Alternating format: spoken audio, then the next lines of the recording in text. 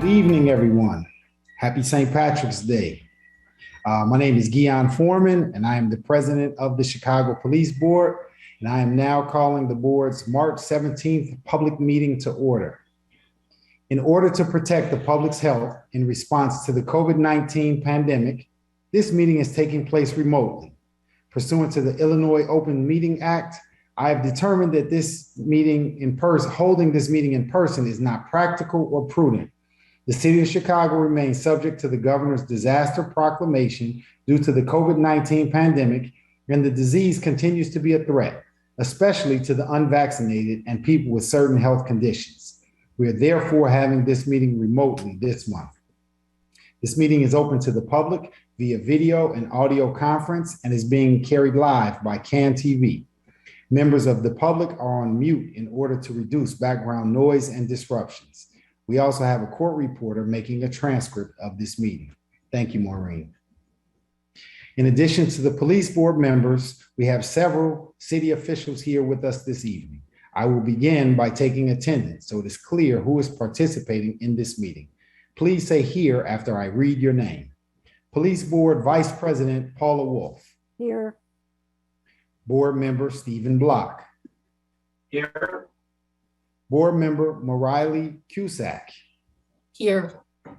Board Member Nanette Doorley. Here. Board Member Michael Eady. Here. Board Member Steve Flores. Here. Board Member Jorge Montes. Here. Superintendent of Police David Brown. Here. Chief Administrator of the Civilian Office of Police Accountability Andrea Kirsten. Here. Acting Deputy Inspector General for Public Safety Nathaniel Wackman. Here. Deputy Chief of Chicago's Police Department's Bureau of Internal Affairs Michelle Rubino. Here. First Deputy of Superintendent of Police Eric Carter. Here. Chief of the Chicago Police Department's Bureau of Patrol Brian McDermott. Here.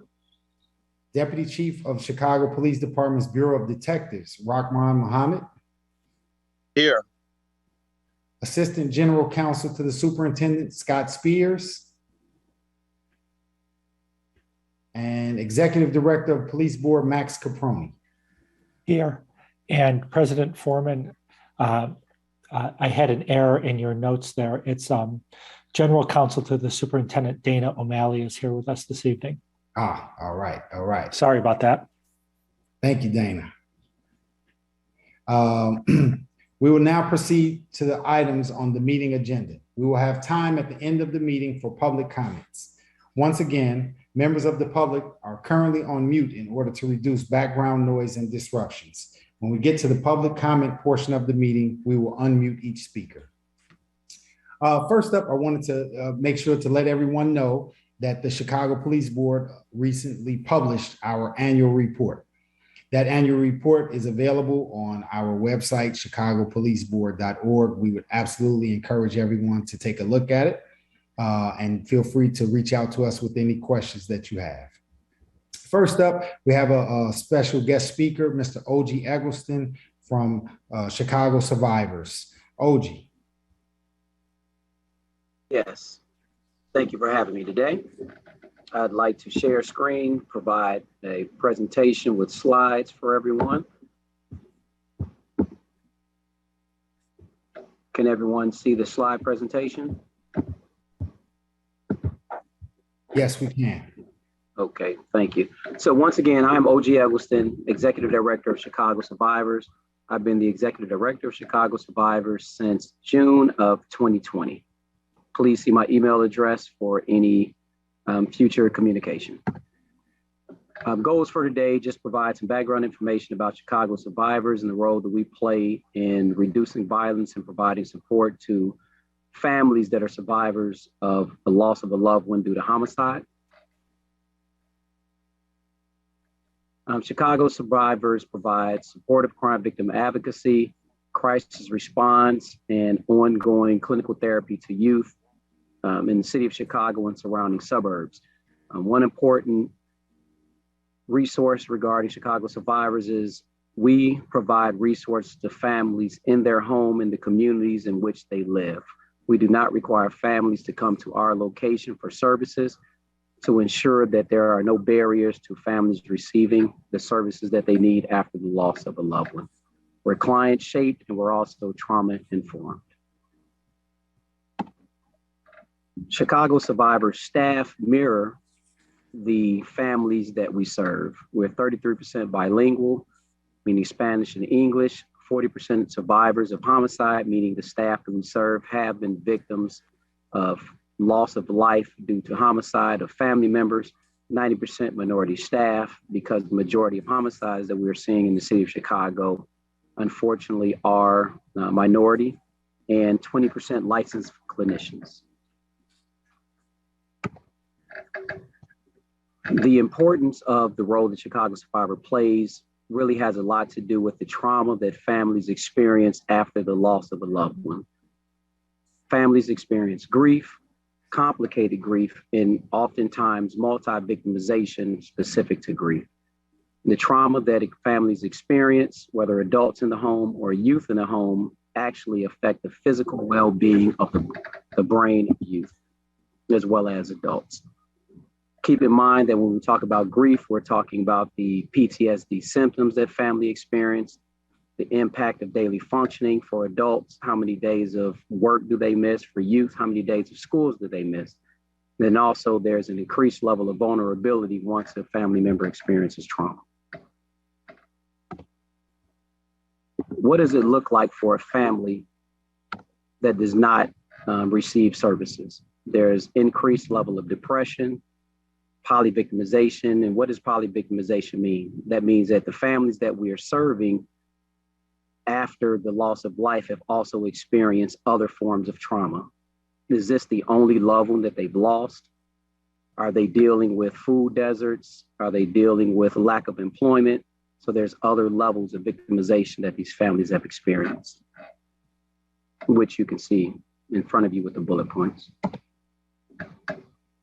In fact, the effects of violent loss on individuals, as you can see, shock and disbelief. A lot of individuals on this call are CPD related. So you've been at the scene of a crime where after the family has lost the life of a loved one, they're silent. They can't answer questions. They're unresponsive, etc. So these are the various things that we experience when we're affecting families that have lost a life. Numbness, anger, heightened emotions, etc. Because of that, we provide crisis response services to families on the scene of the crime, and our goal is to be at the scene of the crime within 2 to 4 hours, and this is usually where the body is. It can be at the scene of the crime, it can be at the medical examiner's office, it can be at the hospital. So what services do we provide on the scene? So as you can see in terms of the bullet points in front of you, de-escalation. So families, once again, have that heightened sense of emotion. They want answers to why they just lost their loved one. And so there's a engagement that we provide where we serve as a mediator between the police and the families at the scene of the crime. We help them get answers to the questions. We help them get in contact with the detectives that will be servicing them going forward in terms of the loss of life and trying to bring a perpetrator to justice.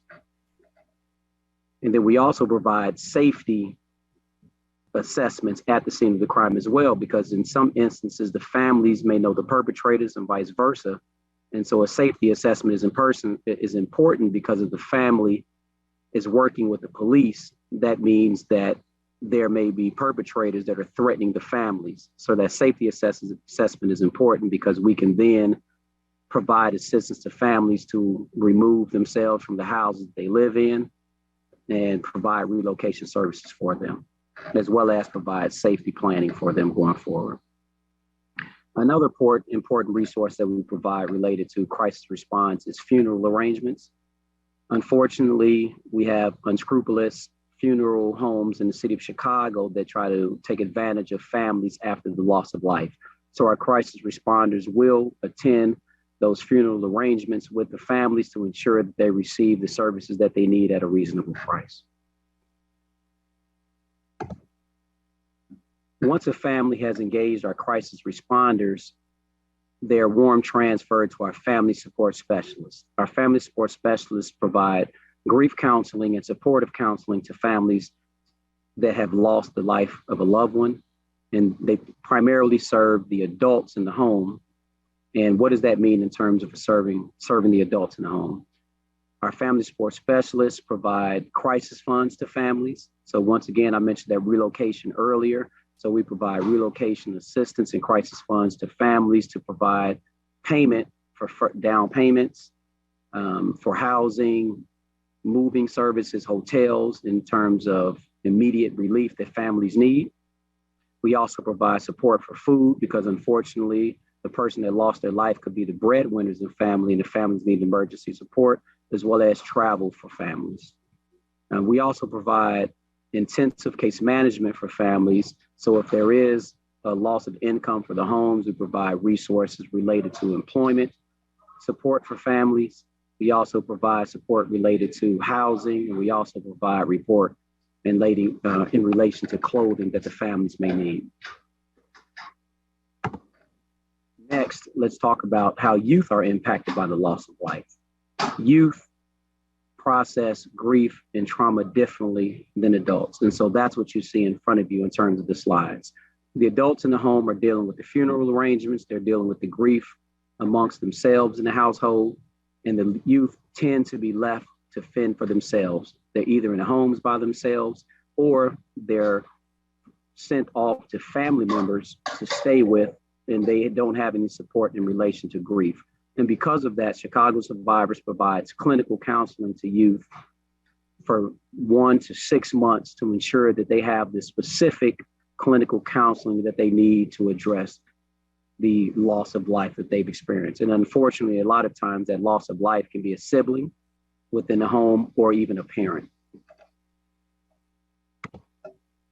And so specific to our youth programming, we provide direct programming to youth where we bring youth together, age appropriate programming where youth have an opportunity to work with one another. In partnership with DePaul University, in partnership with the University of Chicago, we provide a program that's called the Tree of Life.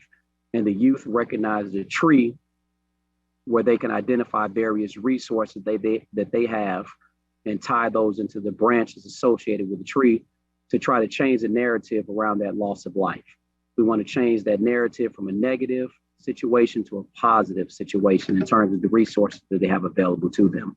And more recently, Chicago Survivors has been working with the CPS, where we're actually working in the school environment, providing training to teachers, providing training to staff within CPS so they can understand the impact of trauma on the youth that they serve. If a youth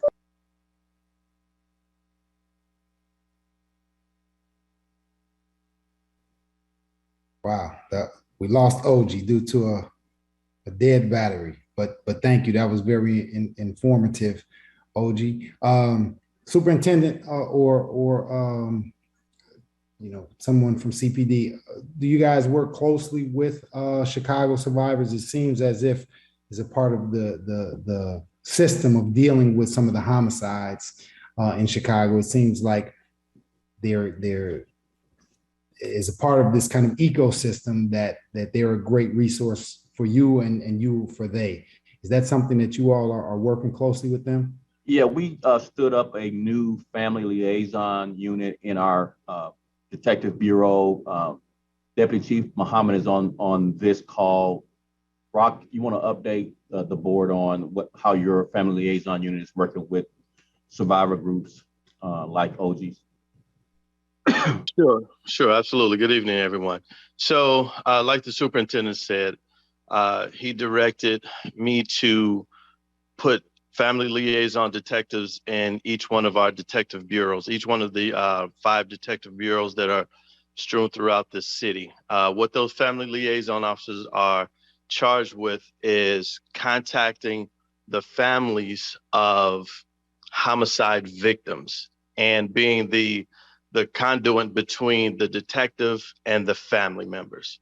So additionally, what they also do is they contact and they have relationships with Chicago Survivors and their advocates there to ensure that those services are provided, the family liaison officers, they oftentimes will go to the funeral homes with the families. They will assist with any services that they may have as well. So they're there with family survivors to make sure that they have the services that they need, as well as updates on their loved one's case. We all know that, oftentimes the detectives are tasked with multiple homicides. So what these officers do is they make sure that if the family member, then they give out their cell phones so that those families can contact the liaison officers at any time of the day or night, and with questions, issues, with information, or with updates that they'll give. And they are definitely a needed source and a welcome source. And we have had positive experiences. In Area 1, for example, they host a event once a month where they contact families of homicide victims, and they invite them to the auditorium there in the second district on 51st and Wentworth. There they'll have a round table. They'll go around, they'll tell their experiences, they'll share their experiences, and after that, they have games for the kids. They may have drawings. They have, other giveaways. So they create a great positive atmosphere where these families can feel that there is a connection between the detective division and themselves. And we've just had positive experiences. So we're looking forward to continuing that partnership with the families, and it's moving forward. But yes, we do have a connection with family survivors and other services as well. Thank you. This is when I heard about the work that Chicago survivors were doing, I invited OG to come and speak with us. And I think that, for members of the public, for us, the Chicago Police Board, we don't know the details of all that organizations like Chicago Survivors do. We don't know all of the details that CPD deals with when dealing with a homicide or other victims of crimes. And so, I think it's forums like this that help to inform us, to help to understand how complex it is, right? It's not, we just don't read about it in the newspaper the next day, that there's other efforts taking place, not just around solving the crime, but really thinking about the entire family. So thank you to Chicago Survivors for the work that you're doing. Thank you for educating us here today. And CPD, thank you for the coordination in the communities that you all are doing. Next up, Superintendent, if you would like to provide your report, please. Yes, good evening to everyone. I also want to acknowledge the Chicago Police Board for the important role you play in informing and impacting the public in public safety issues in Chicago. I also want to thank the residents for their input and their continued work right along with the Chicago Police Department. I just want to be really, really brief but succinct on what the Chicago Police Department is doing. We have a 5-point +1 strategic plan that we're administering. That plan includes, obviously, reform. It includes officer wellness, community engagement, improving our investigations, projects like the Family Liaison Unit, and public safety enforcement.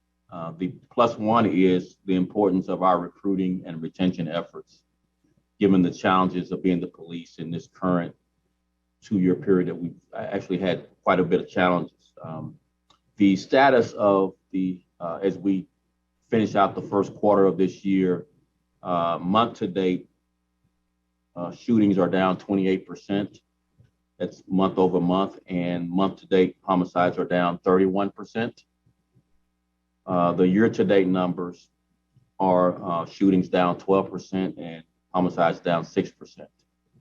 Year to date carjackings are down 3%, and our homicide clearance rates are at a high that they've been in years, in many years, is at 68%. Just want to remind the public, we've been as low as, unfortunately, around 20% clearance rates for homicides. So we are at 68% clearance rates for homicides. And finally, we have recovered over 2,105 guns from the streets of Chicago, rendering the city safe from what would be obviously gun violence utilizing these guns, these illegally possessed guns. Our overarching effort is about visibility, engagement, and collaborating with not only our law enforcement partners across the state and to include our federal partners, but also many nonprofits and key stakeholders in the community, to include our business community as well as our academic community. University of Chicago is a great partner of ours, and we continue to, push forth our effort to engage this community to build trust. That's the key to all of us being safer, is that we continue to prioritize building trust as the primary goal of our department. And with that, I'll close. Thank you, Mr. President. Thank you. Chief Administrator. Thank you. Thank you, President Foreman. As always, I appreciate the opportunity to appear before the board and to talk to the public about the work of COPA. I typically report out on some of the stats from the month prior, and I'll do that again tonight with a little bit greater context even. So last month we received 351 complaints and notifications. 91 of them were retained under COPA's jurisdiction. And as I think I've said just about every month since I've been here, of the new cases that were retained under COPA's jurisdiction last month, the single greatest type of case are 43% of them were allegations of improper search and seizure or Fourth Amendment allegations. Why this is important, again, is because this is the biggest percentage of cases that we're seeing. And actually, I had the opportunity to sit down with the superintendent earlier this week and a number of his leadership team, appreciative of that opportunity. And I let them know that I really wanted to provide a greater context, I think, for that stat that we've been reporting out on. First of all, while that's not the highest type of case we receive, it's not our highest type of sustained case at the end. So because people have complaints about an improper search or seizure doesn't always mean that there's an actual act of misconduct or some sort of improper application of the Fourth Amendment. So I think that's important. And the last time I was before this board, I believe that was in January, I think it was Reverend Edie who asked me in response to this stat, are there things that COPA can do in order to give this information back to the department in different ways? How do we prevent, instead of just having that be our single greatest type of statistic, what do we do about that? And so I just am here tonight to also report something that I think is really positive. I've talked before about our Policy Research and Analysis Division, PRAD. Their role is really to, under our ordinance, we have the authority to make policy recommendations to the police department. And what I've said often in many spaces is that while there's a lot of folks that have the ability under statute or ordinance to make policy recommendations to CPD that are external to the department, such as COPA, we're kind of uniquely situated in that we oversee the largest majority of these community-driven complaints of misconduct. So our policy recommendations are usually coming directly from our investigative outcomes. They're lessons learned by the people who are making these complaints and our staff as they investigate them. So we had the privilege, as we do every year and throughout the year, to be asked by the department's training division to give feedback on some of their constitutional training programming, particularly the Fourth Amendment. And we took that opportunity to work with a focus group internally of our investigative staff. They've met several times to kind of work together collaboratively to point out some high level feedback that would really, I think, improve the department's ability to modify training in order to address what it is that we're hearing from complainants. And, obviously the Fourth Amendment, for those who aren't familiar, it's one of the most complex and evolving areas of the law. It changes frequently. So that's always going to be a challenge in my perspective from a police training. But what I can say is that what we found often in our investigations is that while the officer may have had a lawful purpose for doing what they were doing, it was the manner in which the exchange happened, the failure to be able to de-escalate, sometimes just the nature and tone, the tone and tenor of the conversation happening in a stop. is what escalated things to the point where a member of the public felt they had to file a complaint. So those types of, and this is just a high level, I mean, we provided this in writing to the department so they could absorb it, but those types of observations and takeaways, I think, are hopefully going to provide fruitful ground for the department as they continue to improve the training that I know they're working very, very hard to deliver for their officers. It makes everyone safer when officers walk into these situations best prepared to meet the challenges of this job. So that I just wanted to kind of follow up on a conversation that we had started here before the police board back in January based on my reporting on stats and Reverend Edie's follow-up questions. And then lastly, I wanted to say that, this is my first month of being the chief administrator, and I am really trying to live out the principles that I have talked about over the last 6 months. COPA has to be an independent body, but independence does not equal isolation. And it's really important that we have a robust relationship and understanding of the folks throughout our public safety ecosystem, as you call it, President Foreman, as well as our community and other stakeholders. So even in these first few weeks in this job officially, I've been very intentional and straightforward about having conversations sort of across, the whole of government, as well as our faith community and other activists and organizers, really wanting to make sure that the vision that we have for COPA as we continue to grow it reflects the needs of the community that we are trying to serve. So that's what we're about over here. And I look forward to continuing to work with the folks of the police board, as well as the department and all the other Chicagoans that care deeply about this issue. Great. Thank you very much. And thank you for your service. And again, congratulations. I skipped over some of the important police board business as I do not have my glasses on today. So is there a motion to approve the minutes of the board's February 24th regular public meeting? So moved, Paula Wolf. Second, Michael Eady. All in favor, please signify by saying aye. Aye. Aye. Aye. Any opposed? The motion passes. The police board's next regular public meeting will be held on Thursday, April 21st at 7:30 p.m.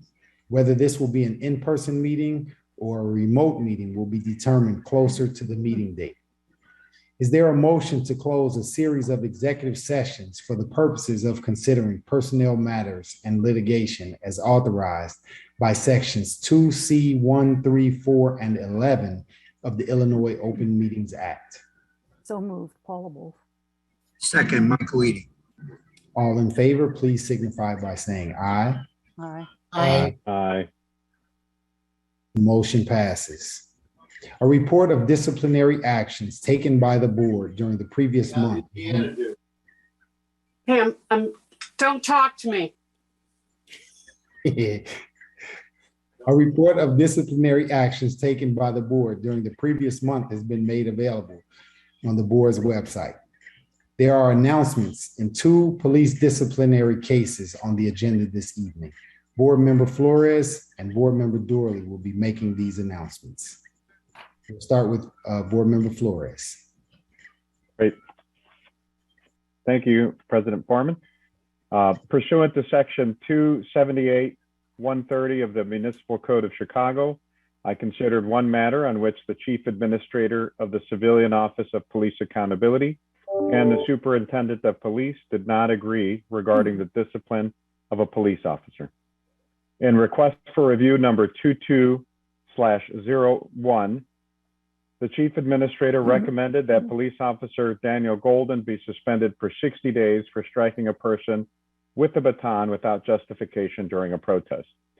The superintendent objected to the Chief Administrator's recommendation. The superintendent recommended that the allegation be classified as not sustained and that no disciplinary action be taken. After considering this matter, it is my opinion that the superintendent met the burden of overcoming the Chief Administrator's recommendation for discipline. Therefore, superintendent's response shall be implemented. A copy of the written opinion will be posted on the board's website as required by the municipal code. Thank you. Board Member Doorley. Good evening, everyone. Pursuant to Section 2-78-130 of the Municipal Code of Chicago, I considered one matter on which the Chief Administrator of the Civilian Office of Police Accountability and the Superintendent of Police did not agree regarding the discipline of two police officers. In request for review numbers 2202 and 2203, the Chief Administrator recommended that Officer Nicholas Jovanovich be discharged from the Chicago Police Department for striking an individual and taking her phone without justification during a protest and then making a false report. The Chief Administrator also recommended that Officer Andres Valley be suspended for 60 days for failing to report that Officer Jovanovich used excessive force. The superintendent objected to the Chief Administrator's recommendation. The superintendent disagreed with certain findings and recommended that Officer Jovanovich be suspended for 1 year and that Officer Valley be suspended for 30 days. Regarding Officer Jovanovich, it is my opinion that the superintendent did not meet the burden of overcoming the Chief Administrator's recommendation for discipline. Based on the facts and circumstances of this matter, an evidentiary hearing before the police board is necessary to determine whether Officer Jovanovich violated any of the police department rules of conduct, and if so, the appropriate disciplinary action. In regard to Officer Valley, it is my opinion that the superintendent met the burden of overcoming the Chief Administrator's recommendation for discipline. Therefore, superintendent's response shall be implemented. A copy of the written opinion will be posted on the board's website as required by the municipal code. Thank you. Thank you both. I will now call upon members of the public who signed up in advance to speak. In order to make sure we have time to hear from all speakers, there's a 2-minute time limit on comments. Callers, will you please press *6 to unmute yourself? Our first speaker is Laree Suttle. Ms. Suttle, are you there today?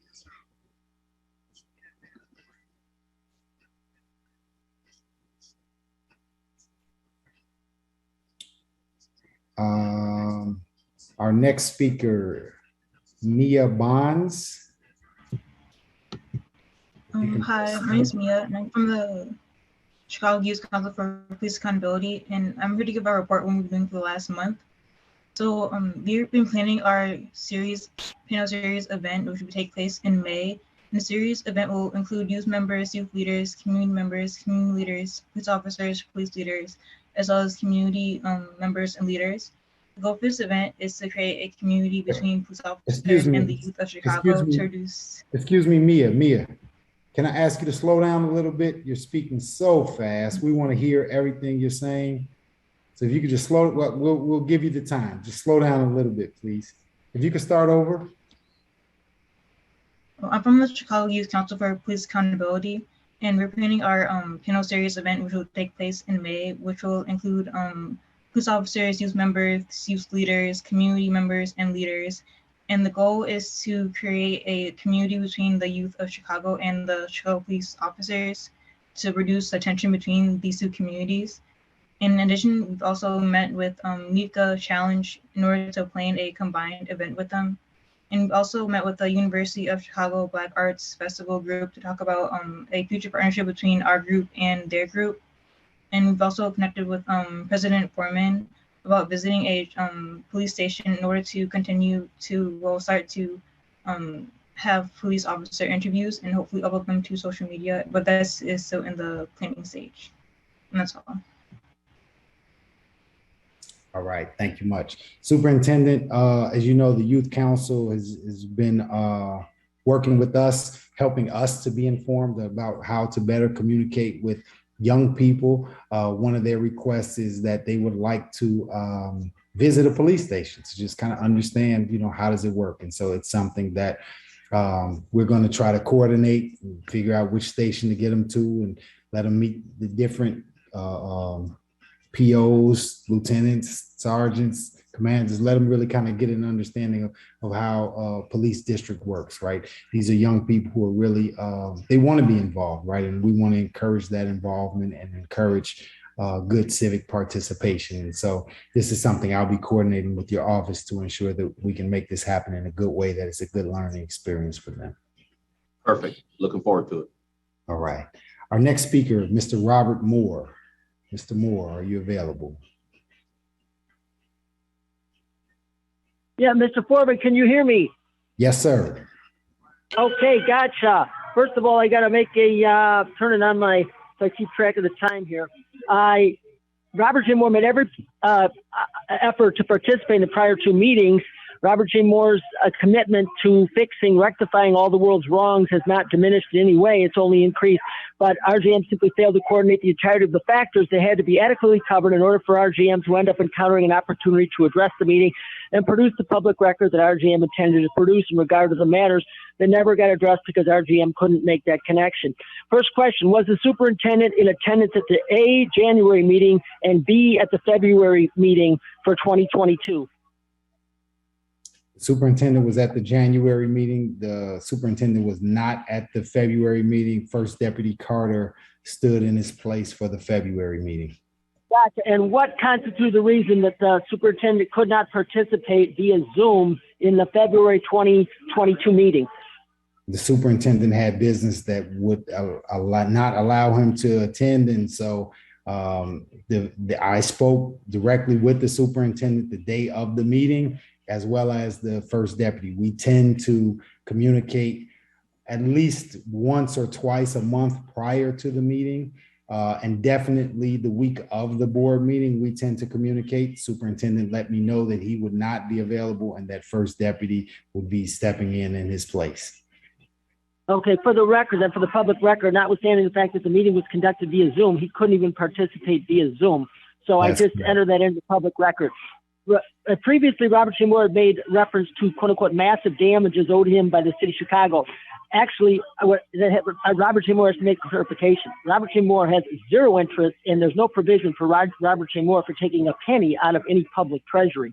Okay, so that massive is first of all modified to substantial, and then notice is provided that there is no incentive. RJM is not another one of these vultures like John Lovey and the rest of these attorneys who try to bleed the public treasury. Everything that RJM ever recovers is all designated to the capital cause, and RJM is completely divested of it. So there's no economic incentive whatsoever in what RJM is doing. The next issue, until I can keep going. So wait, Mr. Moore, your time is up. All right, thank you, Mr. Moore. At this time, all members of the public who signed up to speak have been called. Is there a motion to adjourn? So moved, Paula Wolf. Second, Michael Eady. All in favor, please say aye. Aye. Aye. Thank you very much. The motion passes and the meeting is adjourned. Thank you, everyone. Be safe. Look forward to seeing you all next month. Thank you.